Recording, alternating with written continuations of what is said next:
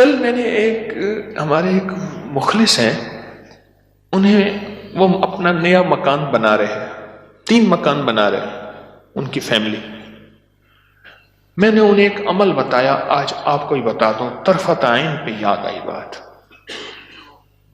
ذرا یہ عمل غور سے سنیے گا، ہر اس شخص کے لیے جو نیا مکان چاہتا ہے، نیا مکان بنا چکا ہے، نئے مکان میں رہ رہا ہے یا نیا مکان بنائے گا. میں نے کہا آپ نے نیا مکان بنایا ہے، ان قریب شفٹ ہونے والے ہیں، منتقل ہونے والے ہیں، اس کا کوئی حل بھی کیا؟ کہ سب سے پہلے اس نئے مکان میں 3 نقصانات ہیں، اور آپ نے ایک بات اکثر سنی ہوگی، ہمیں گھر راس نہیں آیا، مکان شفٹ کیا، یہ حادثہ، یہ واقعات، جانی نقصان، مالی نقصان، پریشانیاں، مشکلات، مسائل، ہمیں نہ لوگوں کی نظر کھا گئی، یا یہ فلاں فلاں، آپ نے سنا ہوگا. آج میں اس کا راز بتاتا ہوں، یہ ہمیشہ راز یاد رکھیے گا، اور میری یہ بات ضرور پھیلائیے گا، بتائیے گا، لوگوں کا نفع ہو جائے گا، بھلا ہو جائے گا. نیا مکان جب بھی بنتا ہے، اور جتنا خوبصورت ہوگا جنات کو بڑا پسند آ جاتا ہے.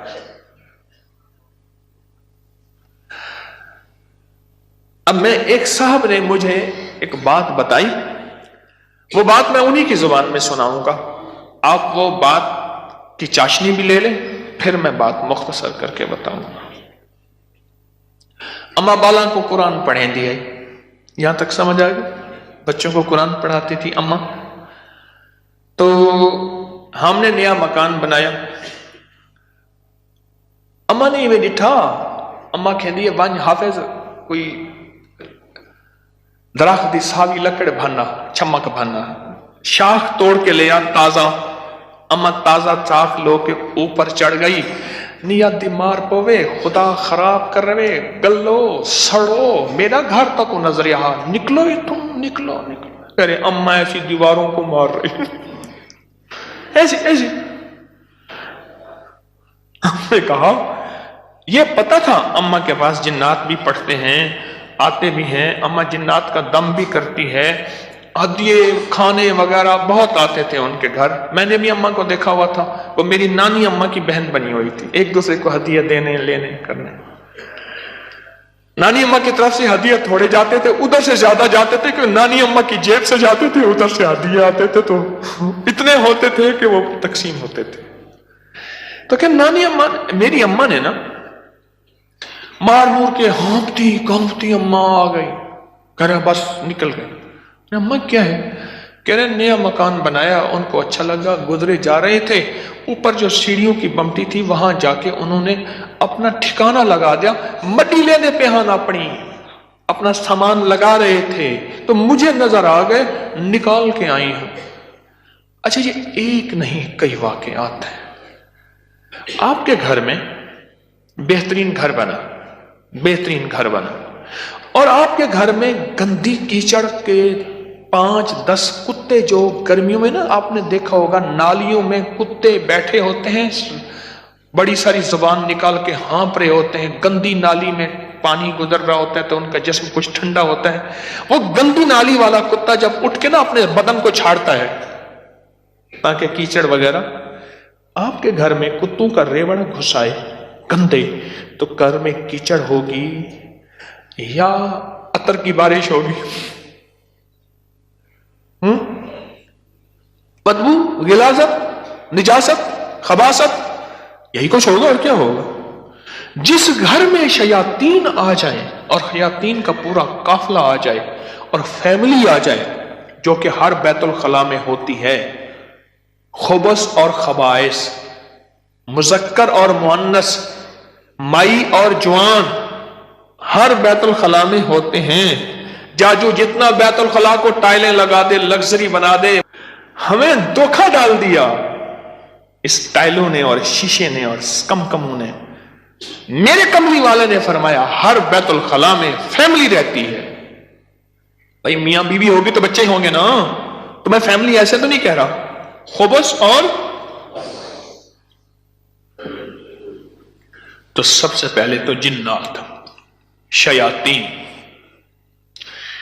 دوسرا جو ہوتا ہے، جو روگ لگتا ہے، دوسرا جو روگ لگتا ہے وہ خود مزدوروں اور لیبر کا روگ لگتا ہے. غور سے سنیے گا. کتابوں میں لکھا ہے اپنے دھوئیں سے اپنے پڑوسی کو تکلیف نہ دو.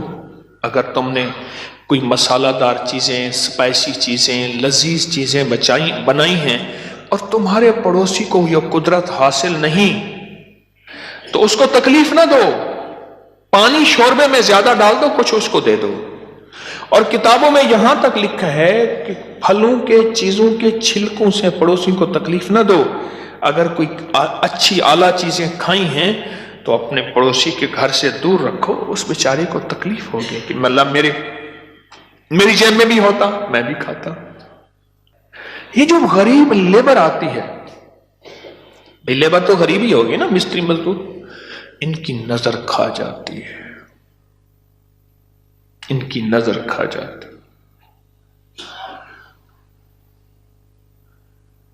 میں نے بکریاں رکھی، 8 بکریاں تو ذبح ہو گئی اور لیبر کھا گئی، 9ویں جو ہے آخر حرام ہو گئی، اور چھری کے نیچے بھی نہیں آئی. میں نے کہا نکالو یہاں سے بکریاں. 8 تو چھری کے نیچے آئی اور 9ویں جو ہے وہ خود حرام ہو گئی. اور تیسری اور آخری چیز، یہ میں آپ کو کہتا نا گھر راس نہیں آیا، یہ میرے پاس بہت واقعات آتے ہیں. اس کی نظر ہوتی ہے، لیبر کی ہوتی ہے. اور بعض بندے ایسے ہوتے ہیں، اب تو سائنس ایول آئی اور بیڈ آئی پہ جاؤ، میرا لفظ لکھو سوشل میڈیا پہ، نیٹ پہ، پتہ نہیں کہاں، فیس بک پہ، ایول آئی، بیڈ آئی. اب تو پوری دنیا کی سائنس نظر بد پہ پاگل ہو چکی ہے. پہلے کہتے تھے یہ ان کی قصے کہانیاں ہیں. ارے میرے کملی والے نے فرمایا، اور سائنس اس کی ریسرچ کو کہے سچ نہیں ہے تو ہو کیسے سکتا ہے؟ ہو کیسے سکتا ہے؟ حضرت علی کرم اللہ وجہہ کے فرامین بہت زیادہ نظر بد پہ، حسنین کریمین کے فرمان بہت زیادہ، آل رسول اصحاب رسول کے فرمان بہت زیادہ، واقعات بہت زیادہ، تجربات بہت زیادہ. اور تیسری اور آخری چیز انہیں میں نے بتائی کہ بعض اوقات ہم اپنے رزق کے حلال سے کسی سے سامان لیتے ہیں اور اس کا رزق مشکوک ہوتا ہے، اس نے کاروبار مشکوک رزق سے کیا ہوا ہے، اس سے میٹیریل لے رہے. غور سے سمجھے گا، باریک نقطہ ہے. ہم نے اس سے جو میٹیریل دیا وہ رزق مشکوک ہے اس کا. اس کی دلیل میں دیتا ہوں آپ کو. میں ایک بات کہا کرتا ہوں، آپ نے شاید سنی ہوگی کہ اگر میں محسوس کرتا ہوں میرا رزق مشکوک ہے تو اس مشکوک رزق سے کبھی روزے نہ رکھنا.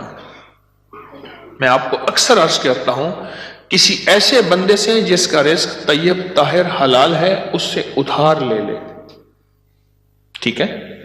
اس سے ادھار لے کر جس کا رزق طیب طاہر حلال ہے اس سے روزے رکھ اور اپنے پیسوں میں سے وہ ادھار چکا دے. رزق کا اثر ہوتا ہے.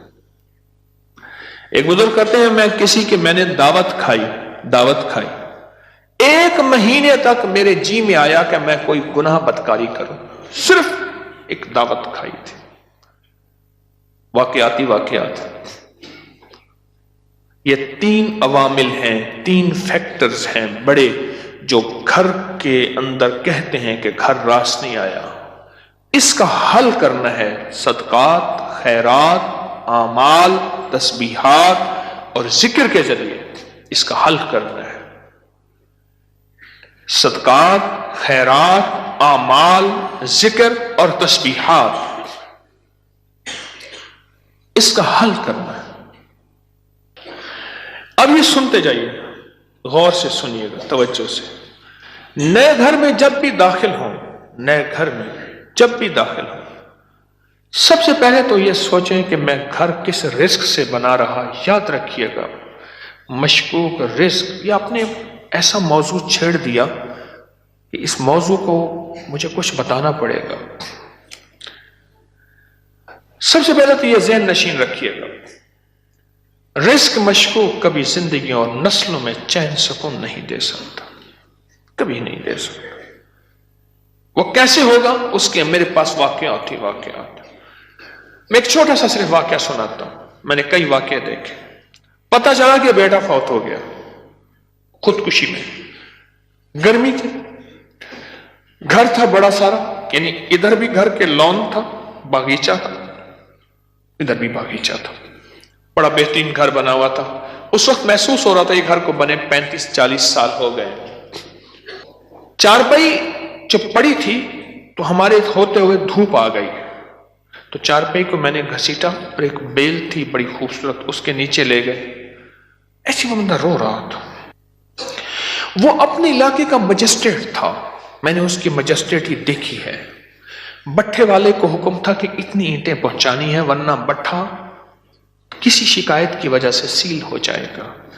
سیمنٹ والے کے ذمے تھے کہ اتنی سیمنٹ کی بوریاں پہنچانی ہے ورنہ تو 2 نمبر سیمنٹ بیچ رہا، تجھ پہ آبجیکشن لگ جائے گا۔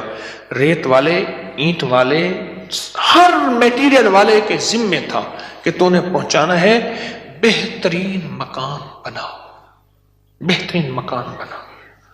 اس گھر میں رہا اور کبھی سکھ کا سانس نہ لے سکا۔ بیوی مر گئی، بیٹا اڑ گیا کہ میں نے ماں کو گھر میں دفن کرنا ہے۔ جو گھر کی پچھلی طرف کا باغیچہ تھا وہاں ماں کی قبر تھی، اور خودکشی مر کے کہنے لگا مجھے ماں کے قدموں میں دفن کرنا ہے۔ 2 قبریں گھر میں بنی ہوئی تھیں، بیٹھا ہوا تھا، ریٹائر، مر گیا، اور پھر اس کا کوئی وارث نہیں تھا۔ وہاں پتہ چلا اس شہر میں کہ ہمارے مرشد آئے ہیں، کچھ لوگوں کو بھاگ آئے۔ ایک بابا آیا ریٹائر، تو میں نے کہا بابا جی مرشد بس میرے گھر چلیں، دعا کر دیں، کھانا کھا لیں۔ میں نے کہا کس لیے؟ میری دعائیں ہوں گی؟ میں نے کہا ایک چیز پہ دعا دوں گا کہ اس بابے کی آپ نے خدمت کرنی ہے۔ تو خود بھی بابا ہے، اس کی خدمت کرنی ہے، اور اس بابے کی موت تک وہ بزرگ بابا، وہ بھی زندہ ہے، اس کی خدمت کرتا رہا اور وہ دعائیں دیتا رہا۔ میرے اپنے چھوڑ گئے کہ حکیم صاحب تو آیا، اور کسی کو خدمت پہ چھوڑ گیا کہ میری چارپائی دھوپ پہ پڑی ہوتی تھی، میرے اندر سکت ہی ختم ہو گئی۔ ایک بڑھاپے نے مارا، دوسرا غموں نے مارا۔ بڑا لمبا واقعہ ہے۔ سب سے پہلے رزق کے حلال نسلوں کے لیے راحت ہے، اور دوسری چیز ہمارے ایک جاننے والے ہیں، ان کی زندگی میں مسائل ہی مسائل ہیں، مشکلات ہیں، غم ہی غم ہیں۔ اس غم کو وجہ، الیکٹریشین آیا، تھوڑا سا کام کیا، اس کا ہاں تجھے پیسے دوں گا، بجلی والے کا، پلمبری والے کا، مرمت والے کا، کوئی کام ہے، دھوبی کا، فلاں کا فلاں، اس نے کہا پیسے دوں گا، اور اگر اس نے پیسوں کا اصرار کیا تو اس کو دھمکایا، ڈرایا۔ چھوٹے چھوٹے لوگوں کے پیسے کھاتا گیا، نسلوں میں غربت، تنگ دستی نے گھیر لیا۔ اب مجھ سے اعمال پوچھتے ہیں، اور رزق وہ ہوا جو کالا ہوا، دھن کالا ہوا، اور جس میں غریبوں کی آہیں ہوئیں، تو میں کتنے اعمال کر کے اس گھر میں کیسے سکون پائے گا؟ مجھے بتا تو صحیح۔ اس کی مثال پتہ ہے کیا ہے؟ خنزیر کو بڑے خوش و خضوع سے لٹا کے کہتا ہے بسم اللہ اللہ اکبر، تو خنزیر حلال ہو جائے گا۔ کتے کو لٹا کے تو کہے بسم اللہ اللہ اکبر، چھری بھی تیز ہو، قبلہ رخ بھی ہو، باوضو بھی ہو، اور تکبیر بھی پوری پڑھ، تو کتا حلال ہو جائے گا؟ خنزیر حلال ہو جائے گا؟ نہیں ہوگا۔ کوئی بات نہیں، گھر چھوٹا ہے، کوئی حرج نہیں۔ ان چیزوں کے خیال کر کے اب عمل بتا رہا ہوں۔ گھر میں 81 دفعہ سورت یاسین، جب نئے گھر میں داخل ہوں 81 دفعہ سورت یاسین مل کے بیٹھ کے خود پڑھیں، کرائے کے بندے جمع نہ کریں۔ 81 دفعہ سورت یاسین، اول آخر 7 بار درود پاک، ہر دفعہ بسم اللہ الرحمن الرحیم مل کے پڑھ لیں۔ ایک دوسرا، ہر کونے میں 11 دفعہ آیت الکرسی مل کے پڑھ لے، کوئی اس کونے میں گھر کا بندہ پڑھ لے، کوئی اس کونے میں، گھر کے چاروں کونے میں 11 دفعہ آیت الکرسی، اور ایک دفعہ گھر کے درمیان میں 11 دفعہ آیت الکرسی 2، اور گھر کے چاروں کونوں میں 3 دفعہ اذان، 3 دفعہ اذان۔ یہ جو اذان ہم نماز کے لیے کہتے ہیں، پڑھتے ہیں، ایک ہے اذان پڑھنا، ایک ہے اذان دینا۔ اذان دینے کے لیے انگلیوں میں اونگلیاں ٹھوسنی پڑتی ہیں، قبلہ رخ بھی ہے، مسجد ہے، منبر ہے یا چبوترا ہے، نہیں، اذان پڑھنا وظیفے کی شکل میں ہے۔ تو 3 دفعہ اذان چاروں کونوں میں، کتنا ہو گیا یہ؟ 3 عمل ہو گئے، میں نے 5 عمل بتانے ہیں۔ اور چوتھا یہ ہے کہ وہاں جا کے 1 دن، 3 دن، 7 دن یا 11 دن، 1 دن، 3 دن، 7 دن یا 11 دن اتنا پکائیں کہ لوگوں کو کھلائیں، اور خاص طور پہ ان لوگوں کو جن کو اتنا اچھا کوئی نہیں کھلاتا۔ کتنے عمل ہو گئے؟ 4۔ اور آخری عمل یہ ہے کہ گھر کو مہمان کی نیت سے بنانا ہے۔ شیخ الحدیث رحمۃ اللہ علیہ نے پوچھا، ماشاءاللہ بڑا اچھا گھر بنا ہے، کس نیت سے؟ حضرت بچے بڑے ہو گئے، گھر کی ضروریات بھی ہیں سارا۔ فرمایا تو بڑا چھوٹا بیوپاری نکلا، تو دلی کا پنجابی سوداگران کا تاجر تھا، اس نے گھر بنایا، حضرت کو بلایا تو فرمایا چھوٹا گھر بنایا؟ ارے تو یہ نیت کر لے کہ یہ میں گھر مہمانوں کی نیت سے بنا رہا، اور مہمان آئیں گے ان کو کھلاؤں گا، پلاؤں گا، ان کو بٹھاؤں گا، بس۔ اور پھر فرمایا دیکھو جیسے کوئی بندہ روشن دان رکھے، اور کیوں رکھا؟ روشنی کے لیے، ہوا کے لیے؟ ارے نہیں، اس نیت سے رکھ کے اذان کی آواز آئے گی، جب تک روشن دان رہے گا تیرے لیے ثواب نیکیاں لکھی رہیں گی۔ پھر اگلی بات جو فرمائی وہ بڑی باریک بات ہے، حساس بات ہے، وہ سن لینا۔ فرمایا بدترین پیسہ وہ ہے جو میٹیریل اور بلڈنگ میں خرچ ہو۔ جب تو مہمان کی نیت کر لے گا وہ تیرا پیسہ بہترین بن جائے گا۔ سمجھ گیا نقطہ باریک؟ اب وہ تیرا پیسہ بہترین بن جائے گا،